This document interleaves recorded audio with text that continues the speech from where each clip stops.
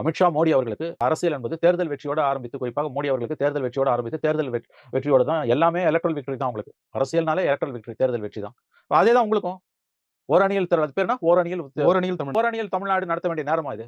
ஒரு இளைஞனை, தன்னுடைய சொந்த குடிமகனை அரசு அடித்துக் கொன்று விட்டது. State has killed its own citizen அப்படின்னு மிக கடுமையான கண்டனங்களை அரசின் முகத்துல காரி உமிழ்ந்திருக்கிறது உயர்நீதிமன்றம். அப்ப அந்த பாதிக்கப்பட்ட குடும்பத்துக்கு ஆறுதல் சொல்வதற்கு, ஓரளவாவது அந்த செஞ்ச பாவத்தை கரைக்கிறதுக்கு ஏன் ஆட்சி தலைமையோ அல்லது துணை முதலமைச்சரோ துணை முதலமைச்சரோ ஏன் அங்க போல? எது உங்களை தடுக்குது? மாறா நீங்க இன்னைக்கும் எலெக்ஷன் மனசுல வச்சு, ஓட்டு அரசியல் மனசுல வச்சு தான் ஓரணியில் தமிழ்நாடுன்னு போறீங்க. நீங்க போக வேண்டியது திருபுவனத்துக்கு. இதே தானே மோடி பண்றாரு. மணிப்பூருக்கு ஏன் மோடி போல நம்ம கேட்கறோம்ல. உடனே நீ மணிப்பூரும் திருபுவனமும் ஒண்ணான்னு கேட்பாங்க. இந்த கம்பாரிசனே நிறுத்துங்க முதல்ல. எடப்பாடி பீரியட்ல 40 பேர் செத்து போனாங்க, எங்க பீரியட்ல 7 பேர் தான் செத்து போறாங்கன்றாங்க. இந்த முதல்ல ஒப்பீடுன்றதே நிறுத்துங்க. ஒரு கொலை நடந்தாலும் கொலை தான். அது திராவிட மாடல் ஆட்சியில ஒரு கொலை நடக்கக்கூடாது. ஒரு கொலை கூட நடக்கக்கூடாது. இது 24 25 சொல்றாங்க. நடக்குது. எப்படி நடக்குது? அது 24 25 இல்ல. அந்த ஃபிகரே தப்பு. 7 தான்றாங்க. 7னே வச்சுப்போம். 7 எப்படி நடக்குது?